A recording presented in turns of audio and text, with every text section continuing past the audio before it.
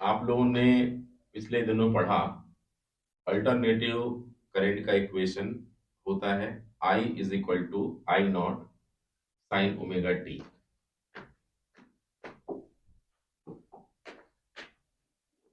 I is equal to I not sine omega T. इस equation को हमने curve के रूप में भी एक्सप्लेन किया था। इसमें साइन कर्व है, इसलिए अल्टरनेटिव करंट की वैल्यू कम ज्यादा होती रहती है। उसका मैग्नीट्यूड और डायरेक्शन लगातार क्या होता है, चेंज होता रहता है। ठीक है, समझ रहे हैं। इसमें यहां पर अल्टरनेटिव करंट की वैल्यू 0 है और यहां पर मैक्सिमम है। जो हमारे घरों में अल्टरनेटिव करंट यूज होती है और परिपथों में सर्किट में फ्लो होती रहती है, उसका उसकी वैल्यू बोली कितनी जाए।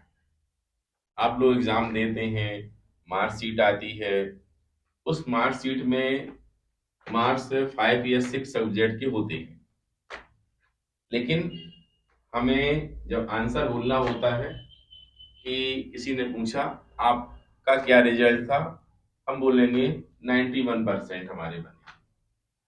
मतलब हम सब्जेक्ट वाइज ब्यौरा नहीं देते हैं, एक एवरेज मान बोलते हैं। ऐसे ही स्टेटिस्टिक्स में, सांख्यिकी में, जो वैल्यूज को शॉर्ट में बोलने के लिए एवरेज की परिपाटी होती है। ठीक है, जैसे हमने एग्जांपल दिए तुम्हारे रिजल्ट का, वैसे ही घरों में जब ये अल्टरनेटिव करंट फ्लो होती है, उसका एक एवरेज मान हमें पता करना चाहिए। तो चलो आज हम आज की क्लास में अल्टरनेटिव करंट के एवरेज मान के बारे में पढ़ते हैं। ठीक है, एवरेज मान कैसे निकाला जाएगा। देखिए, एवरेज निकालने का एक आसान तरीका होता है। तुम लोगों ने छोटी कक्षाओं में पढ़ा होगा, X bar is equal to summation of X upon N. Total values sum कर दें और उतने नंबर से हम डिवाइड कर दें। ठीक है, यहां पर भी देखें, यहां पर अल्टरनेटिव करंट का एक साइकिल 0 शुरू होकर के 2 पाई तक जाता है, मतलब 360 तक जाता है। इतनी वैल्यूज का हमें सम करना पड़ेगा। सम मतलब साइन फंक्शन है, यहाँ सम के रूप में हमें इंटीग्रेशन का यूज करना पड़ेगा। ठीक है, तो ये देखिए, इंटीग्रेशन लगाएंगे 0 से कहां तक, 2 पाई तक। किसका इंटीग्रेशन करना है, आई का करना है। ठीक है, यहां पर हम चाहें तो ओमेगा टी को हम क्या लिख सकते हैं, थीटा आई, क्योंकि थीटा इज इक्वल टू कितना होता है, ओमेगा टी होता है। तो हम थीटा के रूप में भी कैलकुलेट कर सकते हैं और ओमेगा टी के रूप में भी कर सकते हैं। दोनों प्रकार से हम देख लेंगे। तो अगर थीटा के रूप में करना है तो ये वैल्यूज थीटा की लिखी जाएंगी और विथ रिस्पेक्ट टू यहाँ क्या लेंगे, थीटा। ये टोटल आई की वैल्यू हो गई। अब टोटल एंगल हमें सम करना है, तो 0 से 2 पाई और डी थीटा। अब इसको कैलकुलेट कर दें, अल्टरनेटिव करंट का एवरेज मान निकल आएगा। ठीक है, चलो निकाल के देखते हैं। इंटीग्रेशन 0 to 2 पाई आई की वैल्यू लगाएंगे हम, आई नॉट साइन ओमेगा टी, या यहां थीटा लिख दें, डी थीटा अपॉन 1 का कितना होगा, थीटा, 0 to 2 पाई। देख रहे हैं सभी लोग, अच्छे से देखें, बिल्कुल प्रॉब्लम नहीं है। आई नॉट कांस्टेंट वैल्यू बाहर हो जाएगी। अब साइन का इंटीग्रेशन क्या होता है, साइन का इंटीग्रेशन होता है माइनस कॉस थीटा। लिमिट लगाएंगे 0 to कितनी बोलो, 2 pi upon, upper limit minus lower limit, मतलब कितना आ जाएगा बोलो, 2 पाई आई नॉट, इसमें भी लगाएंगे minus cos 2 pi minus minus cos 0 I not minus cos 2 पाई। तो कॉस 360 की वैल्यू कितनी होती है, 1 होती है। कॉस 0 जितना होगा, कॉस 0 कितना होता है, 1 होता है, तो उतना ही होगा उसका भी। तो 1 मतलब यहाँ -1, और माइनस माइनस क्या हो गया प्लस, यहाँ क्या हो जाएगा +1। 1 - 1 कितना आ जाएगा, 0 आ जाएगा। इस प्रकार से हम देखते हैं कि अल्टरनेटिव करंट की एक साइकिल में एवरेज वैल्यू कितनी होती है, 0 होती है। थोड़ा कॉमन सेंस से भी सोच लें तो अपने आप हमें दिख जाएगा कि हाफ साइकिल में प्लस है और हाफ साइकिल में माइनस है, इन दोनों का जैसी सम किया जाएगा तो 0 ही आ जाएगा। इस वजह से अल्टरनेटिव करंट की जो वन साइकिल में एवरेज वैल्यू आती है, कितनी आती है, 0 आती है। अब विचार करने वाला प्रश्न ये है कि एवरेज वैल्यू 0 है, देखा जाए तो स्टैटिस्टिक्स का या कहीं ना कहीं डीमेरिट है कि वह सर्किट में बतला रहा है कि करंट का एवरेज वैल्यू 0 है, करंट का धारा का औसत मान कितना है, 0 है, और 0 का मतलब कुछ नहीं, यह इसका दोष है। ठीक है, चलो पता करते हैं इसके हाफ हाफ साइकिल में एवरेज वैल्यू कितनी है। ठीक है, तो इसको भी निकाल के देखते हैं।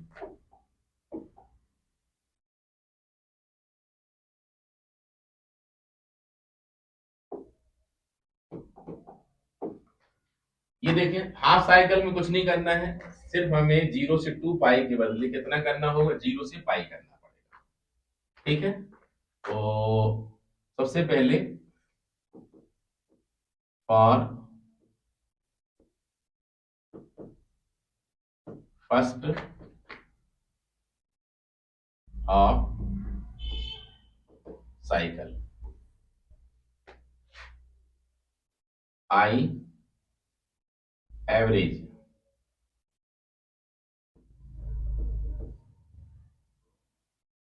इंटीग्रेशन 0 टू पाई और आई, और यहां भी 0 टू पाई। अब पूरा सॉल्व तो ऐसा ही करेंगे, सिर्फ लास्ट में वैल्यू बदल जाएंगी, वही चेंज करते हैं। यहां पर आएगा आई नॉट, देखो इसमें हमने 2 पाई लिखा नहीं है, उसका कारण क्या है, 2 अपने आप ये कितना हो जाने वाला है, 0 हो जाने वाला है। ठीक है, अपॉन का 2 पाई ये, इसमें भी हम अगर देखें तो इसमें कितना आएगा, पाई आएगा, आई नॉट अपॉन पाई, और इसमें कितना आएगा, ये वैल्यू देखो, minus cos pi, minus cos pi और माइनस माइनस कॉस 0। अब देखें, आई नॉट अपॉन पाई, कॉस 180 कितना होता है, -1, तो माइनस माइनस क्या हो जाएगा, +1, और यहाँ कितना है, 1 होता है, 1 + 1 कितना हो जाएगा, 2, 2 आई नॉट अपॉन पाई। ये किसके लिए है, ये फर्स्ट हाफ साइकिल के लिए है,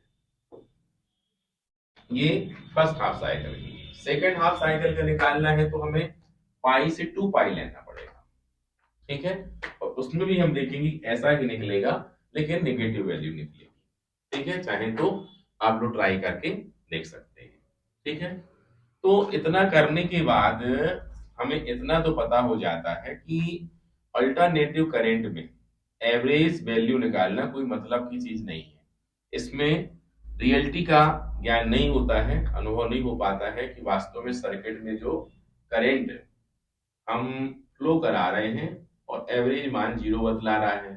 ठीक है, इसके लिए स्टैटिस्टिक्स में बहुत सारे प्रकार के एवरेज होते हैं जो समय के साथ उपयोग में लाए जाते हैं, आवश्यकता के हिसाब से उपयोग में लाए जाते हैं।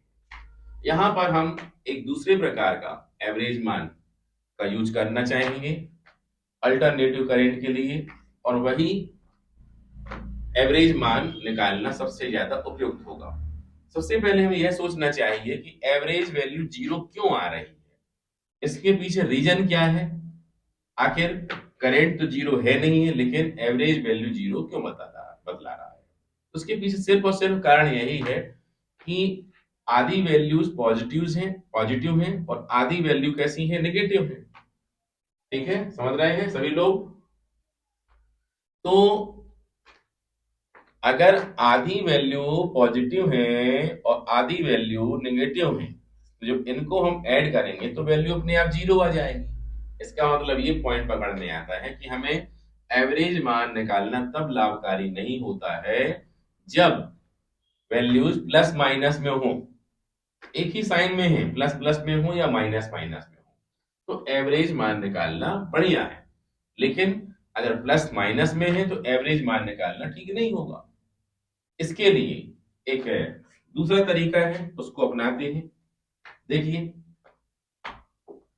इसके लिए हम क्या करेंगे कि समस्या का समाधान करने के लिए हम क्या करेंगे, इसके लिए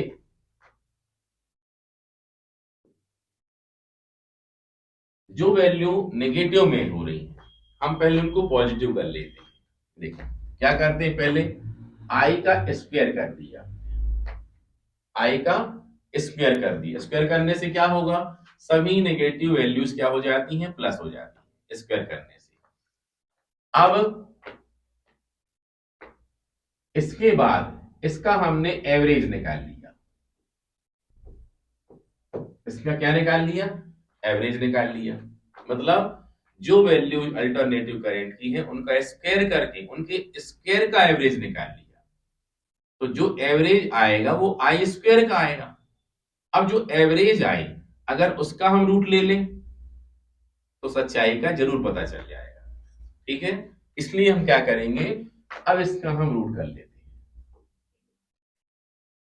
ठीक है, इस वैल्यू को हम फिजिक्स में RMS वैल्यू के नाम से जानते हैं, root mean square value. Hindi में कहलाता है क्या, वर्ग माध्य मूल मान।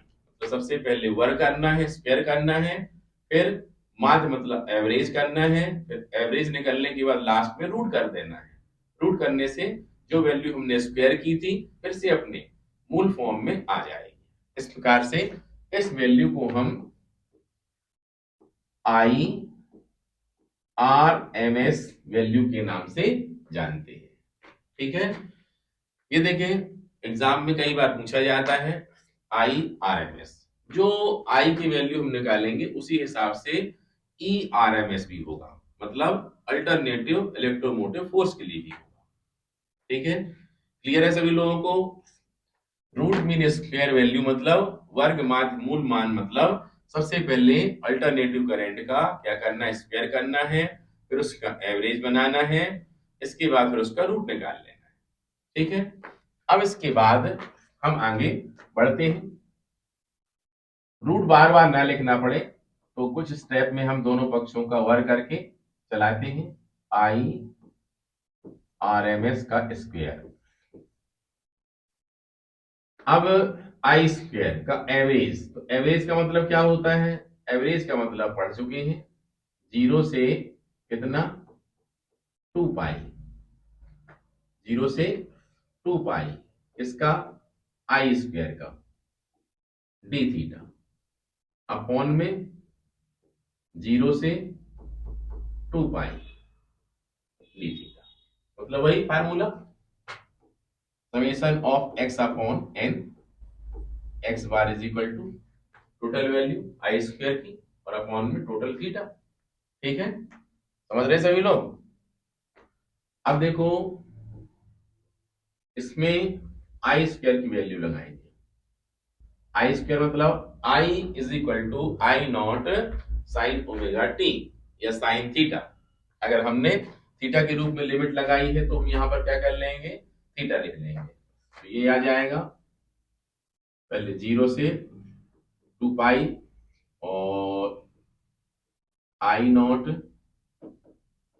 Sign theta d theta.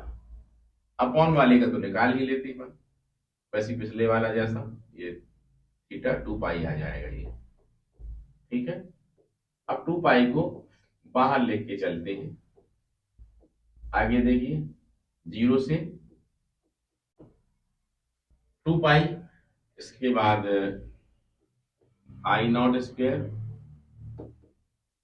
Sign square theta d theta. ठीक है, और आगे देखें 1/2 पाई और आई नॉट स्क्वायर हम बाहर कर लेते हैं। इंटीग्रेशन 0 से 2 पाई साइन स्क्वायर थीटा का डायरेक्ट इंटीग्रेशन नहीं होगा, उसको कन्वर्ट करेंगे कॉस में। ये देखिए आप लोग पता होगा कॉस 2 थीटा होता है 1 - 2 साइन स्क्वायर थीटा। इससे हम साइन स्क्वायर थीटा की वैल्यू लिख लेते हैं। कितना आएगा 1 - कॉस 2 थीटा अपॉन 2।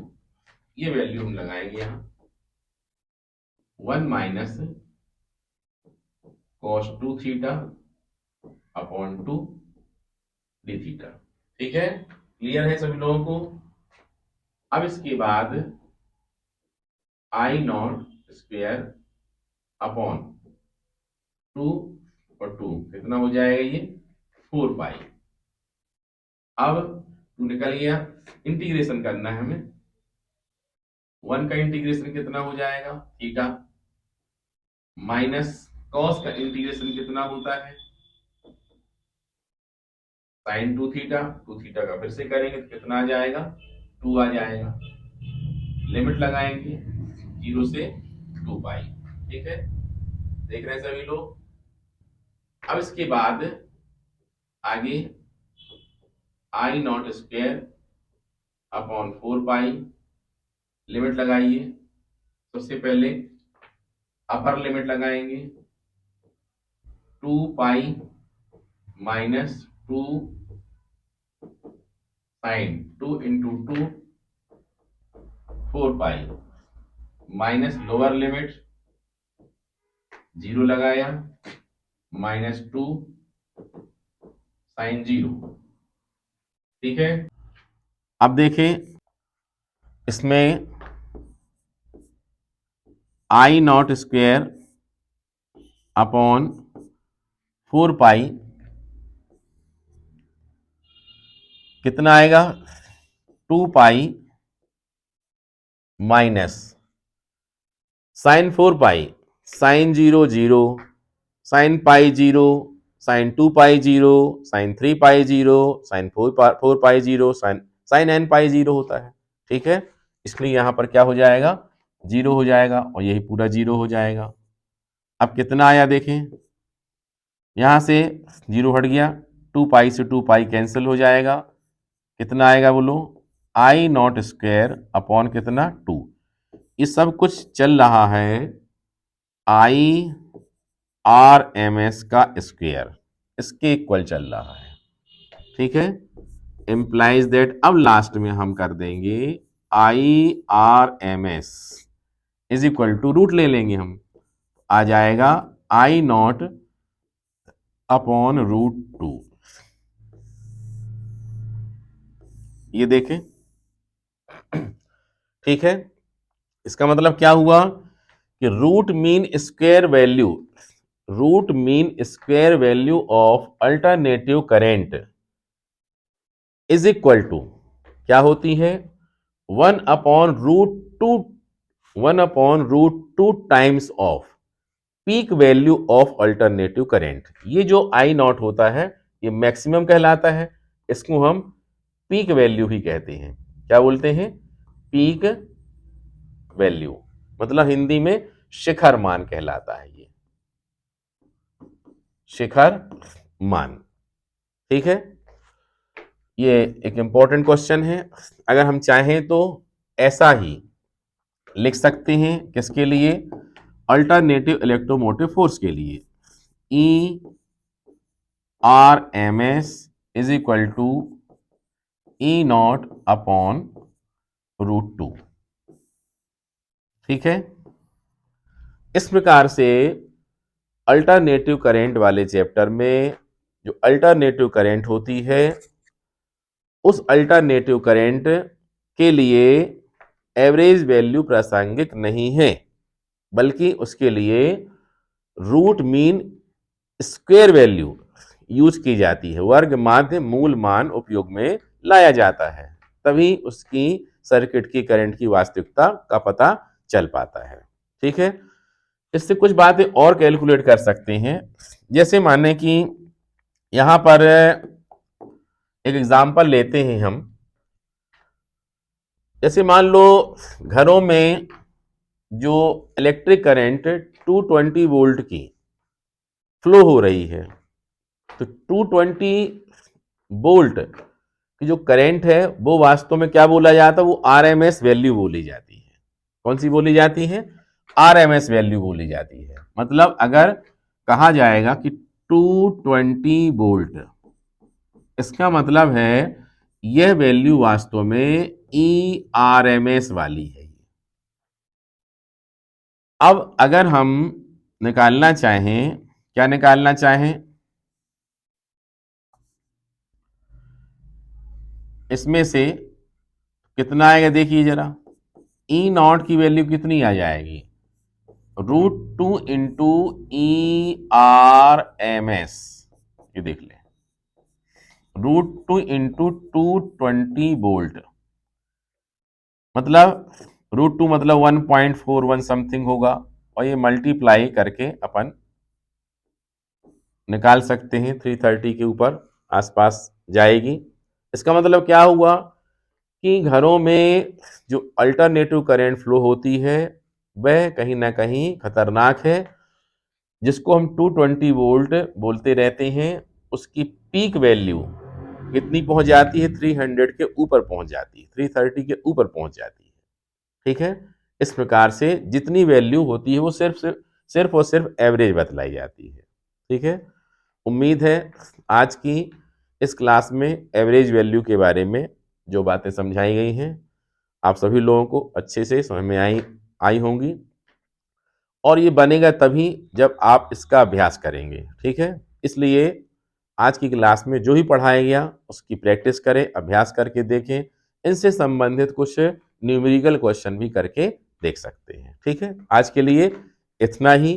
कल अल्टरनेटिव करंट का एक इम्पॉर्टेंट पार्ट बताया जाएगा, और उस इम्पॉर्टेंट पार्ट में बहुत सारे सर्किट होंगे, जैसे pure R circuit, L circuit, C circuit, ये वाले पूरे सीक्वेंस में 6-7 क्वेश्चन बनते हैं। ये इंपॉर्टेंट होते हैं एग्जाम के लिए, उनकी तैयारी अच्छे से करना है। तो आज के लिए इतना ही।